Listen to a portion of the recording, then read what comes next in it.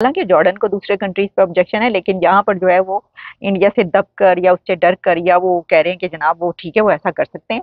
मतलब जंगल का बादशाह है, अंडे या बच्चा दे, यही मतलब है ना इसका हुआ। दूसरे कंट्रीज को आप ऐसा नहीं कह रहे, लेकिन इंडिया को आप कह रहे हैं आपकी मर्जी है, आप करवा सकते हैं। Modi is in good terms with Israel, लेकिन मोदी चाहते हैं कि गजा के अंदर हमास को मारा जाए, उनको फेंटा लगाया जाए, और तब वो कहते हैं जी we stand with the West and we stand with Israel. Jordan की तरफ से एक स्टैंड सामने आया है और ये कहा गया है कि India as an emerging power in the world now, और खास तौर पर कहा गया है कि जो इनिशिएटिव्स लिए गए जिसमें G20 summit and voice of global south summit करवाने के बाद अब इंडिया उस जगह पर है दुनिया में जहां पर वो एक बिगर रोल प्ले कर सकता है। और ये बिगर रोल जब कहा जा रहा है एक ऐसे वक्त में कि जिस वक्त हमास और इसराइल के बीच एक जंग छिड़ चुकी है, तो उसमें ऐसा लगता है कि ये बात इसलिए कही गई है कि इस जंग को खत्म करवाने में इंडिया एक बिगर रोल प्ले कर सकता है। इसकी वजह यह है कि इंडिया एक इमर्जिंग पावर है, इंडिया एक बड़ी ताकत है, जिसने हमने देखा कि G20 जब समिट करवाई तो पूरी दुनिया की ताकतें वहां पर इंडिया में पहुंची, पूरी दुनिया की लीडरशिप वहां पर पहुंची। और इसी तरीके से कहा यह गया है कि वॉइस ऑफ ग्लोबल साउथ जो है वो भी इंडिया बन चुका है, ग्लोबल साउथ की आवाज इंडिया बन चुका है। तो इस आवाज को अब जॉर्डन ये देख रहा है कि एक बिगर रोल प्ले करते हुए देख रहा है। इंडिया ने एब्सटेन किया था, तो जॉर्डन के एम्बेसडर की तरफ से ये कहा गया कि ये इंडिया का जो है वो इंटरनल मामला है, वो किसी के साथ भी खड़ा हो सकता है या जो भी जिस तरफ भी वोट करना चाहे कर सकता है, इस पे हमें कोई प्रॉब्लम नहीं है। लेकिन हम ये देख रहे हैं कि इंडिया दोनों तरफ रोल प्ले कर सकता है, हमास और इसराइल। यानी किसी से भी बात मनवानी हो, किसी को टेबल पर लाना हो, किसी से डायलॉग करना हो, जंग बंदी की बात करनी हो, तो जब पहले भी यूक्रेन और रशिया के बीच जंग छिड़ी थी तो उस वक्त जिस कंट्री का नाम बार बार लिया जा रहा था और जिस प्राइम मिनिस्टर का बार बार नाम लिया जा रहा था वो नरेंद्र मोदी साहब थे, जिनके मुतालिक कहा जा रहा था कि इस जंग को बंद करवाने खत्म करवाने में वो अपना किरदार अदा कर सकते हैं। इसकी वजह यह है कि उस वक्त भी कहा गया था कि इंडिया का जो रिलेशन है वो रशिया के साथ भी डेकेड्स पुराने बहुत दोस्ती, और यूक्रेन के साथ भी वो अपने ताल्लुकात ऐसे रखते हैं कि उनको भी कह सकते हैं। हालांकि जॉर्डन को दूसरे कंट्रीज पे ऑब्जेक्शन है, लेकिन यहाँ पर जो है वो इंडिया से दब कर या उससे डर कर या वो कह रहे हैं कि जनाब वो ठीक है, वो ऐसा कर सकते हैं।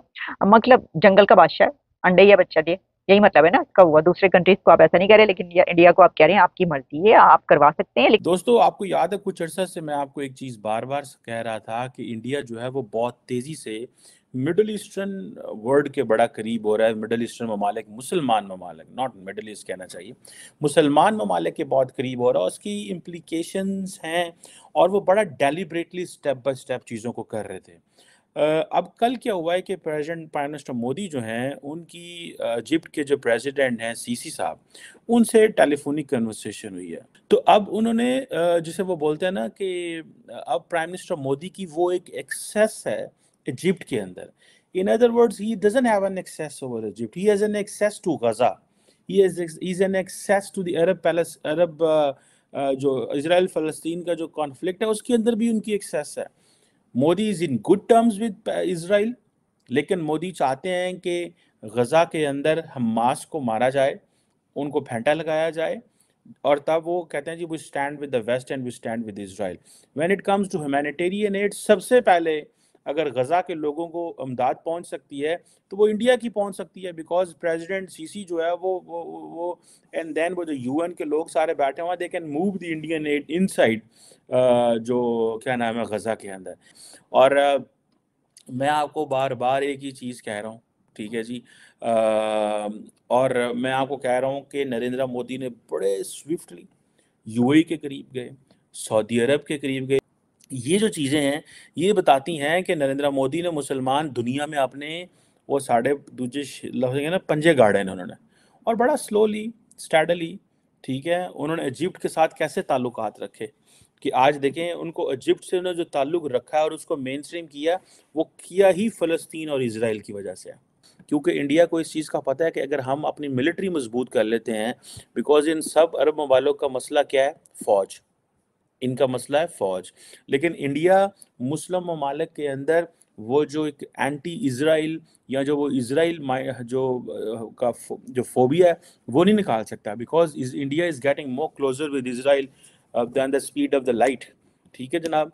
तो उनको इस चीज़ की बड़े अच्छे से अंदाज़ा है कि हम इसको वेस्ट एशिया कहें, अपनी टर्मिनोलॉजी दें, लोगों के साथ वहाँ पे मज़ीद इंगेज करें और मुसलमान ममालिक को वो करें।